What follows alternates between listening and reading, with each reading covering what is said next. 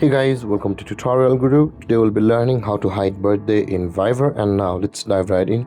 Now to hide your birthday in Viber, first open up your Viber app on your phone, and after opening your Viber, guys, on this interface at the bottom right corner of the screen you can see there is a more button available for us with the three dots at the bottom right. Tap on the more button at the bottom right corner of the screen, and this kind of interface will appear where you can see the settings option available for us just above my notes. Tap on settings, and over here again you can see on this interface there is the privacy button available for us, or the privacy option available for us just below the account. Tap on privacy.